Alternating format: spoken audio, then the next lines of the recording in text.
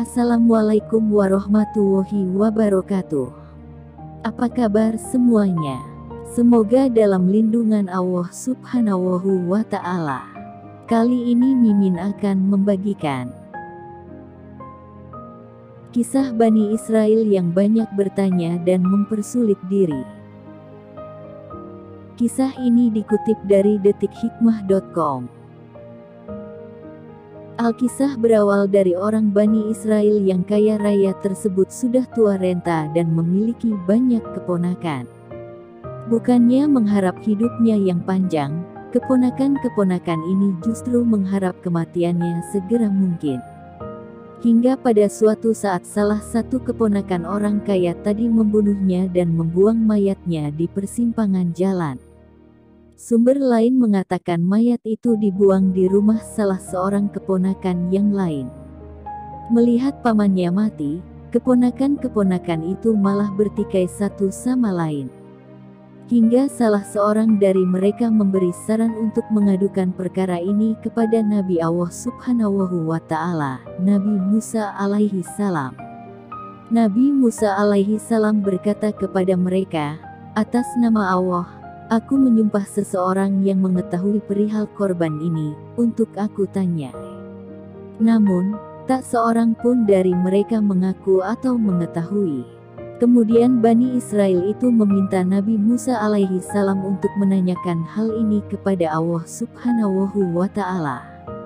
Nabi Musa alaihi salam pun menuruti permintaan mereka dan bertanya kepada Allah Subhanahu wa Ta'ala. Allah Subhanahu wa Ta'ala kemudian memerintahkan Bani Israel itu untuk menyembelih seekor sapi betina. Mereka bertanya, "Apakah engkau akan menjadikan kami sebagai ejekan?" Maksudnya, mereka menanyakan perihal kematian pamannya, namun kenapa malah diperintahkan untuk menyembelih sapi? Nabi Musa menjawab, "Aku berlindung kepada Allah agar tidak termasuk orang-orang yang bodoh." Yaitu beliau berlindung kepada Allah untuk mengatakan selain yang diwahyukan kepadanya. Bukannya melaksanakan perintah tersebut, mereka malah menanyakan hal-hal yang tidak penting yang memberatkan mereka.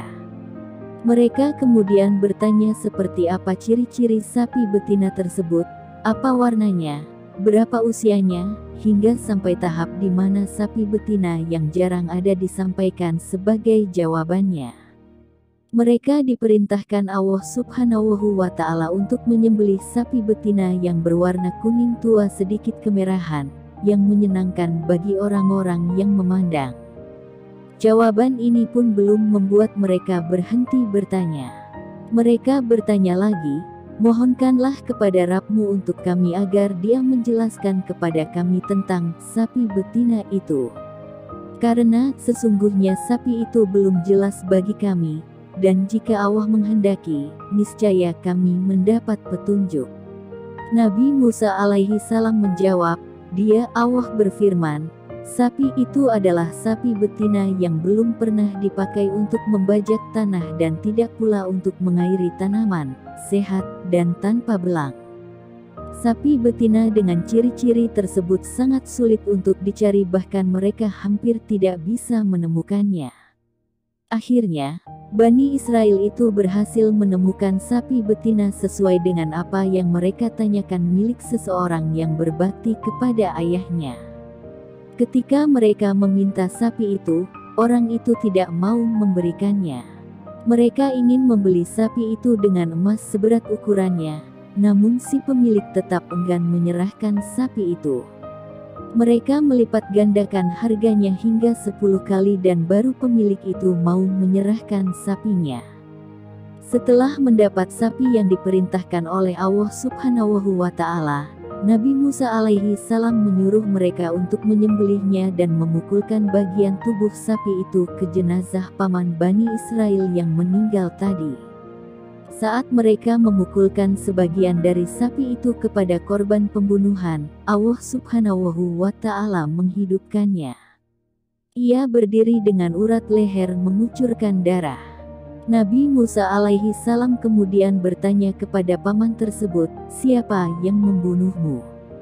"Aku dibunuh keponakanku," jawabnya. Ia lalu mati lagi seperti sedia kala. Allah Subhanahu wa Ta'ala berfirman, demikianlah Allah menghidupkan orang yang telah mati, dan Dia memperlihatkan kepadamu tanda-tanda kekuasaannya agar kamu mengerti.